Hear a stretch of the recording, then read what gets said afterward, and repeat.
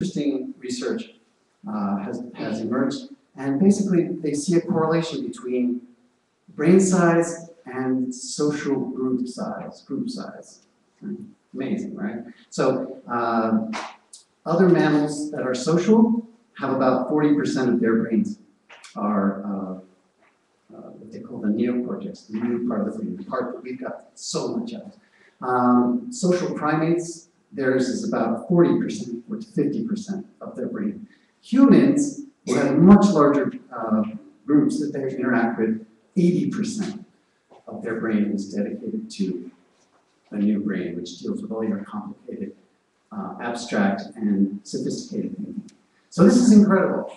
It suggests that the social brain is really what we're wired to do. And sure enough, that's true. We spend good money to go to theater, to go to movies, watch all kinds of things read books, all about people doing things to other people. We're really interested in that. That's a key thing that we're interested in. So anyway, children need to learn how to navigate social environments. And that's a lot of what school does. So let's keep that in mind as we go forward. All right. The next thing, I did put a title, Revolutionary Minds. I wanted to emphasize the revolutionary nature of Kay's work. You can cherry pick stuff from Krishnamurti's work, but it kind of ends up being somewhat watered down. It's not really, doesn't sound very revolutionary. At the end of the day, his intention was that it would be revolutionary. So we want to kind of look at what that means. One of my students left a magazine in my class yesterday. I didn't even know kids read magazines anymore, but they do apparently. Anyway, I looked at it and there was this sign saying that there was the word revolution right there in the magazine. I thought, wow, that's amazing. It turned out it was an advertisement for surfwear. So the word revolution doesn't mean a lot these days, but Kay definitely wanted it to mean a lot. So we're going to look a little bit at what revolution might mean. So, slide change. I don't know what that box is doing there, but we're trying to educate not only academically, but to cultivate an inquiry into the whole psychological structure of human beings. Nothing modest in that. Okay, so this is the kind of statement that makes teachers in K schools pull their hair out. What does that mean? How on earth do you do that and teach algebra? It's kind of daunting, you might say. The brain that we have, 100 billion, that's a B, billion neurons, the most sophisticated organism in the known universe, and that's what we're going to study. Okay. So, all right. So the revolution, the point I want to make here is that the revolution is inward. So you have to have an inward dimension in education. Most education doesn't do that. You study the physical world and sciences and facts and skills that are outward directed. So Krishnamurti wanted an inward dimension in education. So how do we do that? Anybody want to suggest? No. Okay, we'll have questions afterwards. It's a challenge. It's a challenge. So, my experience in K schools, it's been approached in different ways. There have been times when you do your sort of academics, and then afterwards you put on a K tape. So you could outsource it to Krishnamurti himself. I have found personally that doesn't work very well. And as the years pass since his death, the kids just, it doesn't work, trust me. Oh, no, actually, don't trust me. You can try it yourself. But in my experience, it doesn't work. It's kind of, well, and even that approach is kind of like biology, history, math in the morning, and revolution in the afternoon. It's just not, it doesn't really doesn't feel right. So there has to be an integration, right? We have to somehow integrate all this, especially this beautiful thing right here. Understanding the entire structure of the mind. You can't leave that for 40 minutes in the afternoon. That's not going to work, right? We're going to have to do something else. So we're going to somehow have to integrate academics, this big piece called academics, and this inquiry into the mind. How are we going to do that? Right? That's the question. It's a big one. I'll just hold on to later. Thank you. I'm glad someone has some ideas. Most of us have been in the dark for a long time. So, all right. So that's the basic idea. That's the challenge that we have. We have this unbelievably sophisticated phenomena between our ears, and we have to learn about it. That's Christian education. That's what he wants us to do, and that's very revolutionary. Okay, so back to revolutionary minds. I like the flower. All right, so I struggled with this, as many of my fellow teachers struggled with this for a long time. And then I eventually left the K-World and teaching and got a job in teacher training and worked in the LA Unified School District with struggling schools. And I was trained in something called constructivism, which is a progressive educational school of thought. Now, being someone who spent a lot of time with Kay, I saw the ism and I thought, no way, right, I'm not going to do that. But actually, it turned out to be quite a game changer for me. I had to teach all kinds of teachers, and basically I would be trained one week, turn around the next week, go into these schools and have to train teachers. And over a period of 2 or 3 years, I actually got to, I feel, understand constructivism fairly well. And what I realized was it was incredibly complementary to what Krishnamurti wanted to do. And especially when it came to this whole question of inwardness in education. How do we get student thinking into the classroom? How do we do that? How do we get student thinking in the classroom? So I'm going to put this little slide here. Oh, shoot. Sorry, conditioning. Constructivism. Okay. So constructivists, their whole thing is students come to school with an emerging worldview. Their thinking matters. In fact, for a constructivist, if you teach school without taking into consideration what the students bring with them psychologically, you can't really teach meaningfully. It's not possible. So that's amazing, right? That's amazing. There's this approach to education, and particularly classroom education, where they take into account the students' thinking. Wow, already we're like, oh, this is a different dimension. Okay, so classroom practices should be designed to elicit student thinking and help them articulate and explore new information in light of their pre-existing knowledge, right? So you come in with this mind. You're not a blank slate. You're a kid. You come in. You've got all these ideas, and the whole idea of setting up classroom activities is that they have to involve the students. They have to bring out the students' thinking and let it match or not with what you're trying to teach. So already I think you can see that there's a little bit of, these two things complement each other, at least in some ways. The last thing, bullet point I didn't put down here, is that the role of the teacher in constructivism is totally radically different. You're not the sage on the stage. You're not on the spotlight. You're not the big deal. You're not the be-all and end-all. You're a facilitator, right? Okay, that's big. It's a huge change. It's a fundamental shift in teaching. It's a huge fundamental shift. So, wow. I started to get very excited about this. And I really was looking forward to getting back in the classroom so that I could sort of begin to put some of this together for myself.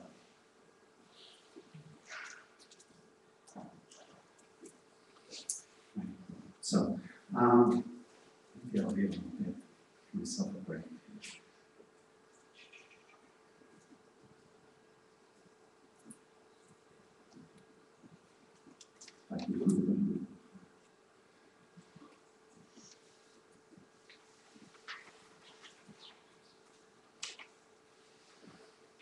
Okay.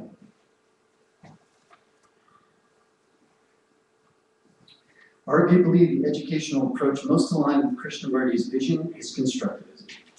Constructivism is not so much a methodology as a theory of epistemology, meaning a theory of how children come to know what they know.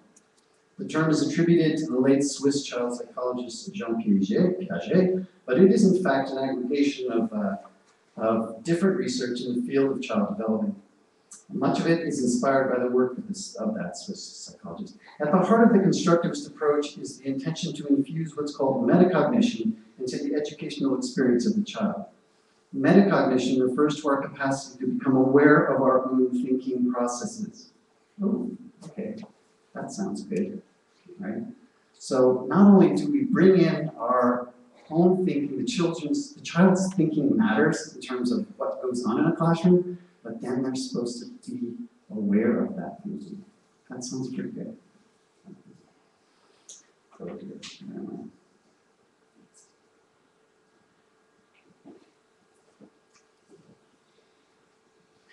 Metacognitive approach attempts to make the kinds of thinking we ask students to use during content instruction explicit.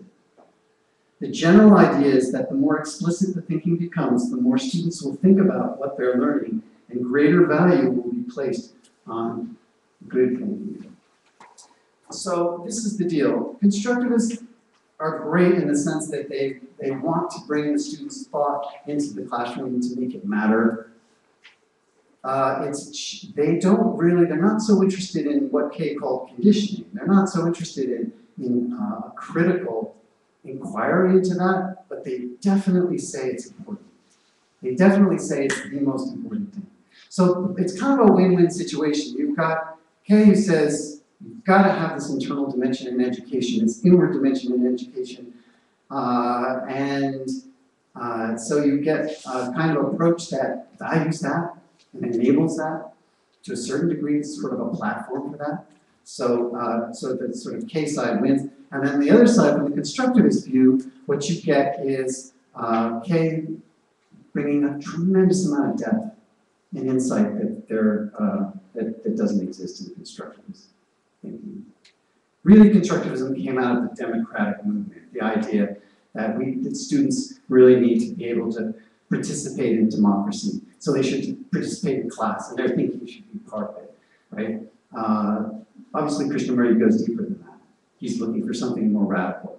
He's looking for an ending to conditioning. But fundamentally, they overlap at this really important place, which is, for God's sake, let's get the kids thinking in the classroom. Teaching cannot just be a content delivery system. It doesn't work, right? That's pretty bankrupt. All right, so constructivism, and what Kay obviously wanted to learn, want us to learn about and inquire, is not in constructivism, and that is conditioning. I don't know how to make my slides go backwards, so I can't go back to that little thing about conditioning. I imagine most of you have read a fair amount of Krishnamurti, so you're aware of what conditioning is. It's sort of the accumulation of experience in the mind that influences future thoughts and action. So he's looking at this conditioning experience and saying we need to raise awareness of it, and we need to be able to get beyond it. So that's really the essence of the revolution, is to bring in an internal dimension and to create the conditions where that kind of inquiry can go deep. Okay. I'm going to put you to sleep, have I? Oh, God. I work with teenagers, I always ask them that. That's not true. Actually, I don't lecture. This is really new to me. I don't lecture. All right, so.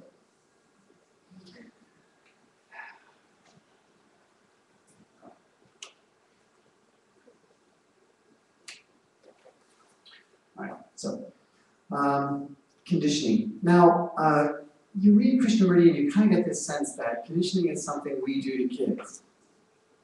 And that's true, we do. Society is set up, schools are set up to condition children. Socialization happens at school. I would contend, and the research sort of suggests as well, quite strongly, that that's only part of the picture.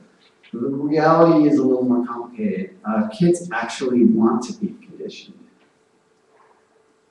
This is a really popular point of view, but it makes sense on a lot of levels. By the time I get them as teenagers, it's not so obvious. They might be interested in the kind of content or skill I have to offer, but they're generally not interested in a lot else. But that's pretty late in the game as far as conditioning goes. A lot of conditioning happens when they're quite young. And kids are incredibly observant. And if you're observing them, you notice that they take a lot of stuff in. They mimic, they imitate, they repeat uncritically. So basically, the largest part of the conditioning happens when children are fairly youngish, and they're not terribly critical, right? So the mind absorbs all kinds of information and misinformation, right? Now, why?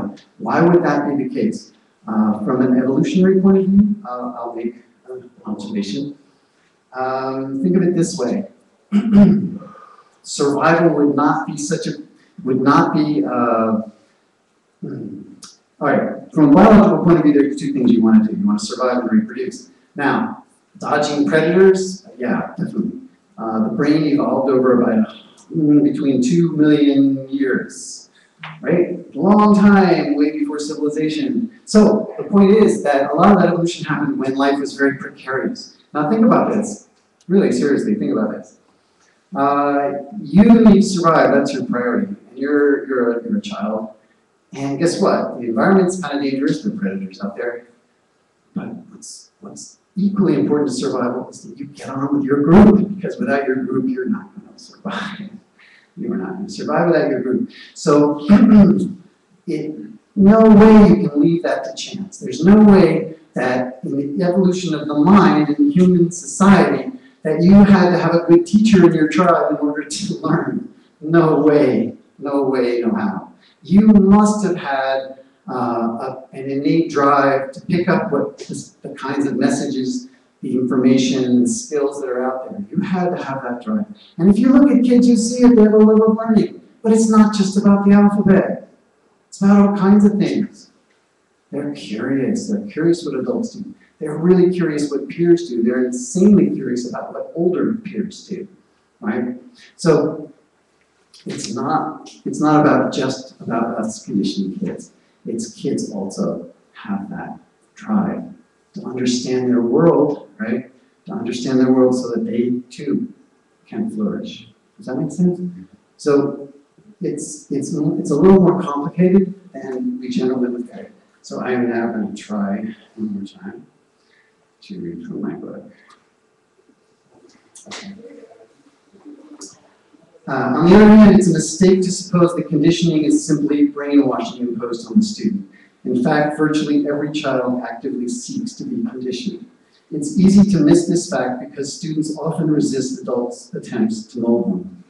This resistance is due, in part, because no child is born a blank slate. Children come into the world with distinct personalities and often resist the endless attempts by parents and teachers to turn them into something or someone that they're not. Parental influence, however, is only one informational source out there. Children, for example, are often happy to go along with many of the ideas presented to them by their peers or children older than themselves. A child's willingness to be influenced by peer group members and popular figures outside the group is often grossly underestimated. The Harvard psychologist Steven Pinker put it this way: peer group is a patronizing term we use in connection with children for what we call friends and colleagues and associates when we talk about ourselves. Being socialized by a peer group is another way of, quote, living successfully within society, which for a social organism means living. Okay. So it's really, really important that we get that kids are wired to be socialized. And one of the ways that they do that, a very powerful way that they do that, especially by the time they become teens, is through peers and their interaction with peers. So again, we need to have an educational approach that deals with that. that can take, in a sense, advantage of that. So that peer-to-peer relationships are part of what we do in the classroom. Right? So that's really, really important. And again, that's something that constructivists are very, very active and concerned with. The idea that students learn primarily through relationships and interactions. Okay. Have I been talking a long time? Is this my overall?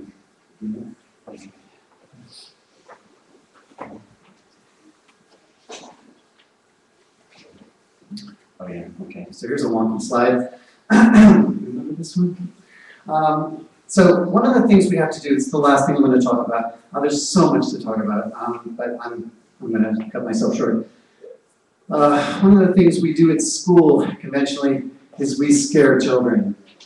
We're pretty good at that. We have a really huge power distance at school. It's called authority. You're the teacher, you know, and what you do matters, and what the student does matters only so far as it's good for you. So there's instinctual fears, and then there are learned fears. We have a tremendous capacity to learn fear. That's part of our inheritance from our long evolution in a rather scary world. So we do have this thing, this ability to learn fear. The reason I have this up here, you probably can't really see it, because it's really hard to get a visual about fear. Fear's tough to get a visual on. What I like about this is it actually shows what you see in mice when they learn fear. So over here you have what a normal mouse will do to explore. Like mice like to learn their environments too. They're mammals. All right, so that's all the movement that you see from a mouse through the neutral stimulus. It's just checking it out. The mouse learns a little fear in its environment, and what you find is that it doesn't want to do anything. It just kind of sticks itself in the corner. Now, as much as we like to think of ourselves as really, really unique creatures, we're a lot like this. You scare us, and our cognitive functions decrease dramatically. And there are people who study this in classrooms. Isn't that amazing? And it's something that's called downshifting. So what happens when you scare kids, and you don't have to scare them in a big way, you don't have to traumatize them, for God's sake. You just get them a little stressed, get them a little tense. There's a big test coming, or you don't let them out of the room when they want to go to the bathroom just at the right moment, or you intimidate them when they walk into the class. There are lots of ways to get a kid stressed, or not to like you, or to, at least on one hand, be a little careful around you. There are lots of ways for kids to learn fear. And amazingly, we have people who study this, so I'm going to read you a bit. When it comes to understanding fear, and particularly learned fear, we must begin with our physiology. Lodged in the middle of the limbic system, the emotional region in the brain, there's a small almond-shaped structure called the amygdala. Despite its small size, the amygdala's influence on the whole brain is large. Its primary role is to generate and process emotions. This means, among other things, that the amygdala is active in memory formation, including storing those experiences involving fear. Fear's role in the internal workings of memory formation is not normally appreciated, but it is nonetheless highly significant. A memory tag with fear is the brain's way of underlining it, of saying, this really, really matters. If, for example, a student were to feel physically threatened by a teacher's sudden outburst, that memory would likely stand out for him or her later in life. If we consider all the other myriad experiences that child might have that day or that week or that month, the one that involved the threat will likely be the one he or she remembers first and most vividly. Fear, of course, is essential to survival. Everyone is born with instinctual fear. For throughout evolution, there has been much need for it. So, for instance, it shouldn't be surprising that research reveals newborns come into the world with a nearly fully formed amygdala. And indeed, babies frighten easily enough. But above and beyond the importance of our being able to respond to immediate external threats, is the ability to recall fearful experiences. In other words, to learn fear.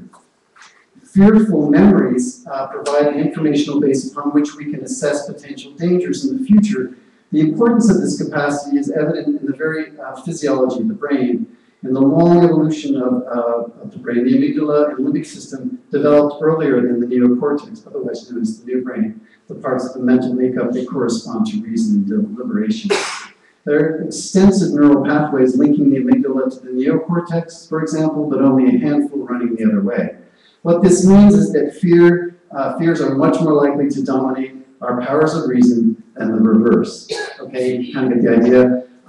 This is an older part of the brain, it's a stronger part of the brain. It will dominate over your reason. Your reason actually is relatively recent, and it tires easily, and it can get easily overwhelmed by emotion. All right, so let's get to the downshifting. Most of us can recognize the physiological symptoms of fear: faster heart rate, shallow breathing. I'm experiencing that up here. Increased perspiration, edginess, tensing in the stomach. We're less familiar with the cognitive effects of fear, especially in the context of the classroom. In their book, Making Connections, Educational Research, Ray and Jeffrey Kane introduced a term called downshifting. Downshifting refers to the lessening of cognitive function when a child experiences environments where she feels insecure or stressed. In other words, where there is some element of fear. The research demonstrates that students in these environments are more rigid in their thinking, more susceptible to peer pressure, prefer rote learning memorization tasks, and are generally more preoccupied with themselves. Right? So there you go. That sounds like a typical classroom to me. Right? It's really handy for classroom and traditional teachers because it doesn't seem to interfere with rote learning. Rote learning doesn't seem to be affected by stress. But stress does affect what they call higher level thinking. So the kind of thinking we love our kids to be able to do, to make unusual connections, to inquire subtly, to look at really new distinctions, look at new things altogether, think out loud, all those wonderful things we want our kids to do, doesn't happen. So constructivists understand this, and constructivists understand this, and basically they shift the spotlight away from the teacher. They make the teacher more of a facilitator. They make it a more emotionally neutral environment, so students can not be suffering from learn, or certainly not learn more fear at school than they do in life, but also that they can access their thinking, because kids won't access their thinking if they're scared. And they won't be transparent with you if they're scared or stressed, right? That's why I like this visual. They're in a corner psychologically, right? They don't want to come out and explore. They will not come out and explore if they sense stress. They won't do it. So you really need to have an environment where there's, so, Krishnamurti was completely all over this, as they say. Non-competitive school, non-punitive schools, right? These are schools that are meant to allow a supportive environment. A lot of people think, well, you create a supportive environment and you create this bubble that the kids live in. But hey, guess what? If you don't create a nice, caring environment, you're not going to have an internal dimension in education. It's not going to happen. Sorry, it's not going to happen. Right? So you've got to do that. Now, the other little bit about that is that just because you're not inducing stress to the kids, don't think that they don't induce stress with each other. They do, right? So even though you're creating a much more supportive classroom environment, for them, it can be a jungle. Yeah. Right? Absolutely. So that creating a safe environment is only a very small part of the picture in terms of their experience at school. All you're doing is not compatible. And when their stresses come out, when their fears come out, when their jostling for position comes out, you can see it because you've created enough open space for it to come out, to learn about it. So you can hold up what Kay called the mirror relationship. right? You can hold up the mirror and you can look at it, you can begin to explore it. And that's where that revolution is meant to be, right? Our revolution is meant to be where we have an environment where we can look at this stuff. And if we have both classroom activities, which I'm not getting to at the moment, where your thinking comes out and also can be looked at because you feel safe, that's extraordinary, right? That's extraordinary. And at least we're taking steps in the right direction. As I say, there's no definitive response to the question, what is K-education? But at least we're making strides in some direction, hopefully in the right direction. So I'm going to leave it there. I have a whole lot that I didn't get to. Surprise, surprise. We can just open it up to questions, and then we'll take a break. How about that? Okay. Yes. Yes. Yes. At the age of 14, Krishnamurti was laboriously tracing his English alphabet. And by the age of 15, his first book, At the Feet of My Master, came out. So Krishnamurti must have been subject to a rather intense authoritarian conditioning, as you call it.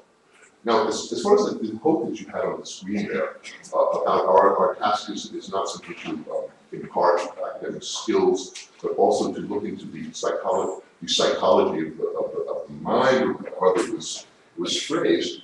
I think that there are a couple things to be pointed out. That the classroom only exists since the beginning of the 19th century in Massachusetts. And the term psychology only exists from 1870, Compton and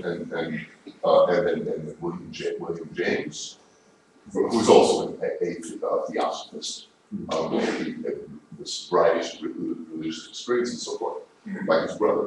Now, the issue is this. Where does Krishnamurti stand with relationship to civilization and the way it's developed so steeply, so to speak, and so disastrously in the 20th century? Oh, well, yeah. In other words, we just especially a little bit more on that. I mean, the term psychology is not really right. You're talking about neocortex development, and which you attribute to the human being's relationship to social group. Now, from what I've read in modern anthropology, they're talking more about hunting and hunting-gathering as the definitive process, and evolution northward after the first ice age. Yeah, actually, they discovered that hunting and gathering actually doesn't take much brain matter to do. Even the sort of way we did it, as our ancestors did it, they try to map this stuff out. And yeah, it seems that was the original thinking, but it turns out that the most incredibly sophisticated thing we do is, for example, theory of mind, our ability to make inferences about what other people are thinking. It takes, we didn't even know this existed until we started to study autism, and then we realized, holy mackerel, there's this whole thing we do all day, every day, that we didn't even know we did. And it means we make inferences about what other people, we make guesses about what are the states of other people's minds. It takes tremendous sophistication in our brain to be able to do that. We do it without even being conscious of it. 98% of our mental work is unconscious, right? 2% about is involved in consciousness.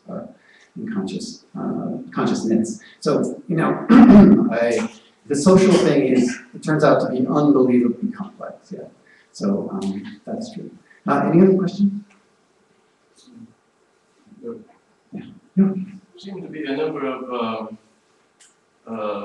unquestioned ideological assumptions in some of that whole setup, which on the surface at a certain level of reasoning looks logical. Oh, it's nice to have, not authority, they'll learn and blah, blah, and so forth. But it seems that in terms of structure of authority in classroom, that there are certain things going on and it's not necessarily a preclusive thing, usually preclusive thing that, freedom of thought or something and the authority necessarily exclude one another, although it appeared that way somewhat in the way you were framing it. I think there are certain realities there that that if one leaves them out, well, it might work in a small group of primarily white middle-class children of parents in who are, you know, bachelor and more educated, and in settings of maybe just 10 or 15 in the classroom or something in a private school, but which could not work in establishing environment for learning in any other setting. That, for instance, there's a lot of things before one even gets to inquiry that are needed just for basic learning, which one can assume to a certain extent in children in these middle-class homes, and that one couldn't assume elsewhere, and that requires a certain amount of rote in addition to anything else. But I don't know actually the name collectivism, but those sort of things have been going on for some while. You know, the teacher is not the center, the student is, blah, blah, and so forth, and have the interacting. And I mean, one needs, of course, to foster a caring environment. That's not necessarily precluded by having an environment with a certain authority structure that just to keep order is sufficient in order to you know, have this kind of situation where they're learning or interacting and all of that. Sorry to interrupt the question. Well, it seems that it's, as part of all that, one of the things that I noticed that's a trend, which you were commending here in this collectivism, is to have them aware of, oh, I'm doing you know, a self-to-world response or something like this. I wonder sometimes how much making all of those sorts of things explicitly conscious isn't focusing a little bit too much, you know, on self instead of outward. I mean, there's a certain value in outward, looking outward, not just preoccupation with self and developing this this ideological self-consciousness or whatever. Right, well, you know, that's a valid point. If you, I mean, I think that's a valid point. People can say that about Kay. You know, if you're, it's very individualistic. You're looking at your conditioning when it's you, looking at your conditioning, and you could get into a cycle of self-absorption through that. A couple, just very quickly, I actually learned constructivism teaching it in low and dysfunctional public schools in LA, I found there was an activity I wanted to run here, hopefully after the break, if anybody's interested, I could run it and give you a feel for how this works. But yeah, it doesn't seem to get affected by socioeconomic class. Kids bring a worldview with them to school, no matter what kind of worldview that is, as long as you don't judge the worldview, they bring it. So actually I've had firsthand experience myself working with very, very poor children using constructivism. I didn't bring Kay into it because that was my job, but it actually works very, very well. As for the self-referencing part of it, yeah, that's a danger. But I think any sort of way in which you bring learning and self-understanding, the process of self-understanding, that you run a danger that. But as Kay would point out, that's part of the learning too, right? If that's what happens, then you learn about that. You don't try to say, oh no, I'm not going to do that because that might make me an egomaniac. Well, you already might be an egomaniac. Who knows? The point is, if it leads you down some strange self-absorbing direction, well, there you go. Learn about that, right? That's what we need to learn about. We're not trying to specify you have to get from A to B. What we're trying to say is, can we be aware of what's going on, at least in some level, in some way? Can we even make this part of what we do at school? And if we start to become self-absorbed about it, then let's learn about that. Because that's a really important thing to learn, right? That's key, actually. So yeah, in the mirror relationship, we see what comes up, whatever it is, right? Whether it's self-absorption or something less difficult. Yeah. I wanted to ask you about your thoughts on Summerhill. Many years ago, my children went to a LAU SD public school in a very integrated part of the city that was based on the Summerhill model. The principal and the staff went and studied it and brought it back, and it was facilitation and constructivism, and it worked very brilliantly. And they brought whatever worldview they had from their cultural background. And we felt that our children really were prepared very well for the real world, the life view that they have evidenced as adults and parents themselves. Well, yeah, I don't really have a lot to say about Summerhill. I'm aware of, aware of it and aware what they do. Don't really, I've never been there yet. I don't really know anybody who has. It's probably taking it further than I would take it. Certainly as a teacher, Well, it was open classroom. yeah, open classroom, yeah, I'm much more structured, and I feel more comfortable and I'm more structured. And I want to say right off the bat that I'm not advocating constructivism. I use it every day in every class that I teach, but I also do other stuff. I mean, I make them memorize vocabulary, for God's sake. It's not about one way or the highway. That starts to sound like orthodoxies and getting hung up on that. You've got to teach. Teaching is an art, and you really do have to. You really have to have a variety of things that you can use. Yes.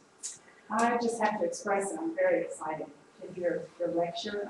I founded a school in Tennessee under the Reggio Emilia approach. So I see some correlation between K. I sort of fell into this a couple weeks ago, but 6 months ago I was given a video by one of my teachers that had 3 main schools in it. One of them was Summerhill, one of them was Reggio Emilia, and the third one was Krishnamurti. And I didn't connect it until last week. Somebody told me about this seminar going on. I came to hear Robbie last week. And anyway, I'm trying to think of a question, but I'm just so excited. I'm taking notes and going, I can't believe I'm here and I connected to this. And I'm definitely a constructivist in my own education, but I agree with you that it is that fine balance between all of them. And it's a hard thing to get to. It is an art, but it is making every moment count and trusting that process. So I'm an early childhood educator. All right. Yeah, well, that you mentioned Piaget too. Yeah, well, being a facilitator is a real paradigm shift for a teacher. And I used to train teachers to make that shift, and boy, a lot of them didn't make that shift. It's a big deal. It's a radical shift. And then when you add K to it, it's just wow, woo, right? I'm curious. Gosh. Anyway, any other questions? Oh yeah. Hey, my name is Jim, and I produced a movie called Hope for Humanity, and over the 2 years of its production, I interviewed several kids that were between the age of 5 and 14.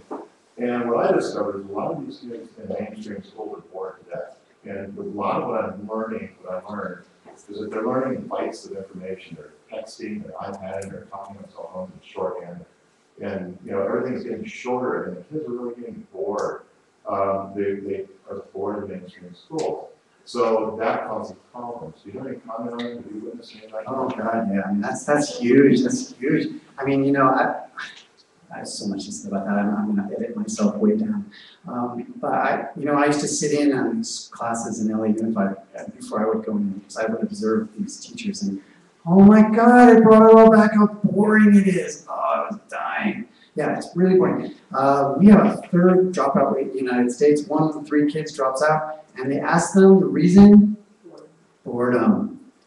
I'm sure obviously it's more complicated than that, but it's amazing, right? Boredom, it's terrible. So one of the things I love about this is that the bulk of what happens in the classroom is the dynamic with the kids interacting with the material. It's not about me being a content delivery mechanism. That's not my job. That's not what I do, right? I do a little of that. I do some of it. I provide the readings. I provide the structure. I try to make make it somewhat meaningful for them to begin with as a sort of introducing them. But fundamentally, it's about their thinking and how that thinking interacts with it. And believe me, when they're doing that with the peers, that boredom thing really, really diminishes. Does it disappear? Who knows? For some kids, it doesn't seem to. But overall, it's really good. And what's more is that it's the peer-to-peer. They live. I mean, you're around teenagers, you gotta know, right? It's all about peers. And when they're when one peer says something and the other says, no way, man, that's wrong. They're not bored. Right? They're not bored. That's one thing I don't don't see the constructive stuff, even in the core schools. When the kids get to think out loud, right? Think out loud in the classroom. They don't get bored. And what happens for them is that you don't have so many behavioral problems, right? That's the other side. It's a natural consequence of getting kids more engaged in that way, get their thinking up and running in the classroom, is that suddenly the kids don't act out. They don't need to act out anymore because we're hearing them. I hear them. And the last thing I want to say about that is that, the worst thing about authoritarianism in the classroom is that kids don't feel listened to. And that's profound disrespect. If you just asked that question and I said, whatever, next, you'd be pissed off. That happens every day in school, all the time. Man, that's wrong, right? That's wrong. That's wrong. So, if you're in a situation where you are listening, I used to work with really disadvantaged kids in central London. wanted to test some of this stuff out. And these kids were like, man, you're listening to me. Yeah. They hadn't had an adult in an educational context ever listen to them. Wow, right? So right there's a revolution. So yeah, the boredom thing is huge. Oh my God. I hate boring kids. Yes? Well, why is it that you feel that boredom is implicit in the structure and no kid that you just talked about in London had an adult in an educational system listen to it? So you're drilling into something that's so profound. So why is the system set up in such a way that the kids feel that? Well, conventional education basically is about, I'll use this, kind of overusing this expression, but a content delivery system. And that's what you are as a teacher. And it's a curriculum that you didn't even think of. Someone else, some anonymous person thought of. And they're going to be tested on it. Your career, the funding for your school, all that's going to depend on how they do on those tests. Who cares what the student thinks, for God's sake? Just get it in your head, right? And regurgitate it. That's, relatively accurately, that's what it's about. Those kids, in a way, I almost feel like kids are being used for the ends for the adults. They're being used to get the funding for their school. They're getting used so parents feel good about being parents, right? Well, my kid's got a GPA X. Ooh, yeah, right? What about the kid? The kid is just a mechanism for adults to feel good about themselves. And that's when you really abruptly and terribly. And I'm being fair. There are many very good adults and and there are so many good teachers out there, even in public schools. I don't mean to in any way slight that. But on the whole, as a generalization, this is what's going on. Kids are just a means to a number sheet. That's what they are, more and more. And the pressure on that is growing immensely, right? Obama didn't change that. It didn't get changed. So, teaching to the test in one form or another, there's a lot of pressure on these kids. But there are a lot of pressure on the teacher. So they basically have to get content in, content out. That's what it's about. And the kids better just shut up.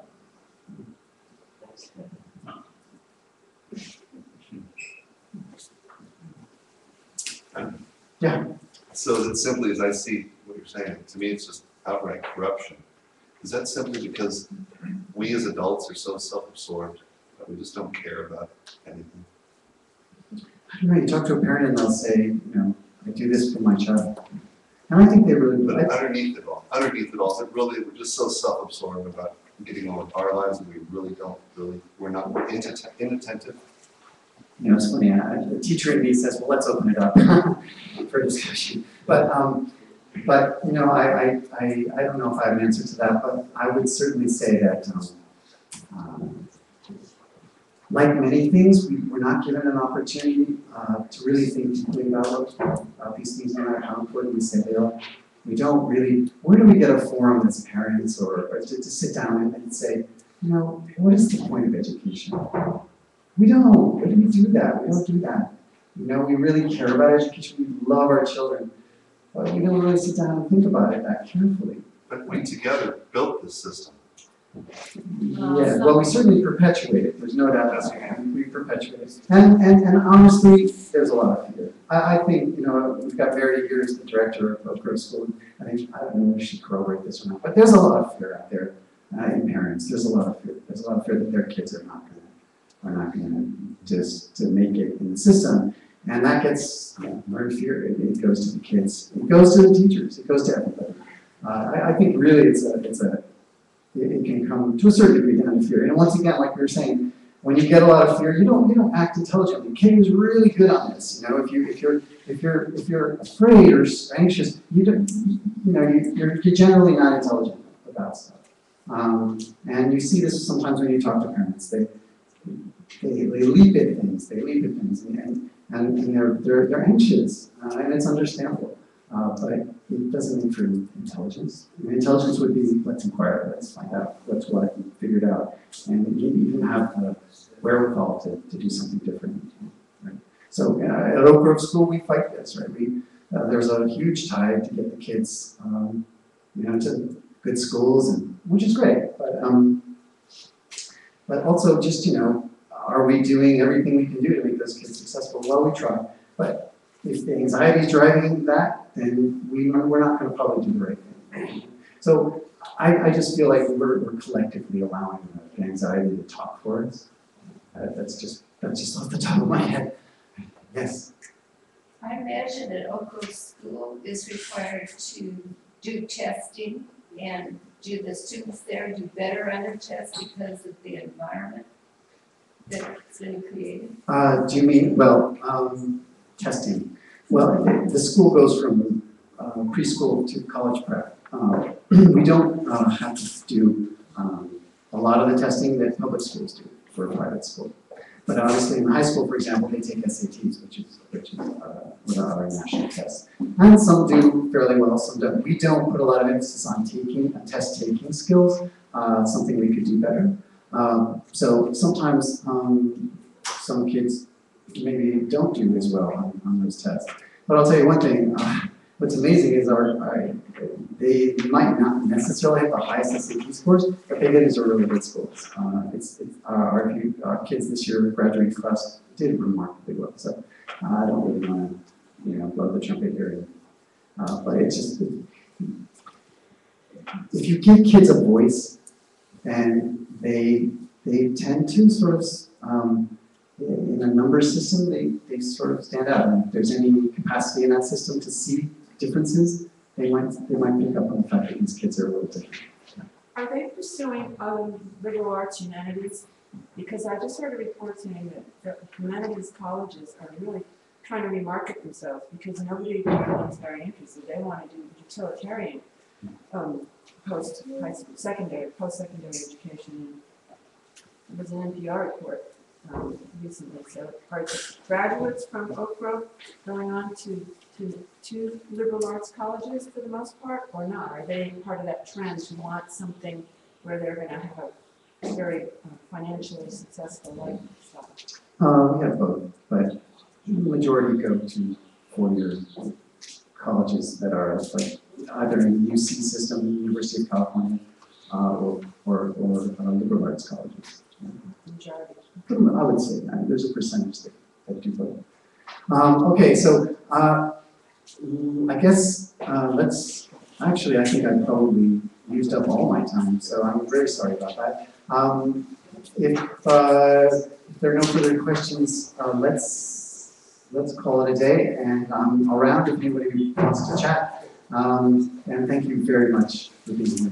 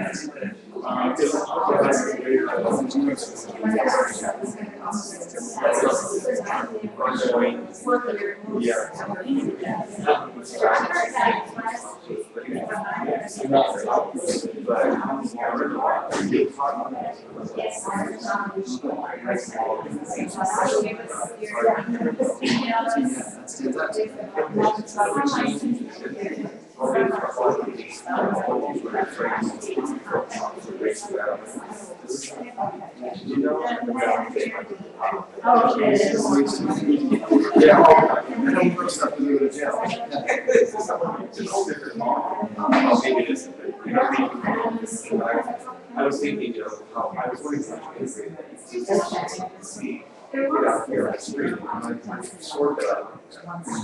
It's part of the challenge. I think would make Yeah, that's right. We all have signs how we I approach it very simply.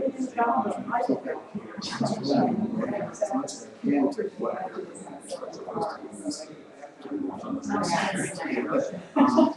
I do appreciate it because I think But it's I am important. just, I can't tell. And then from there, 17, 18, What's the age? It's More or less like this. It's not particular, yes. Maybe when you're older, it's it's much more. If I do it with my 14-year-old, more like this. do that. But I run the risk. So generally, the 17, 18 years,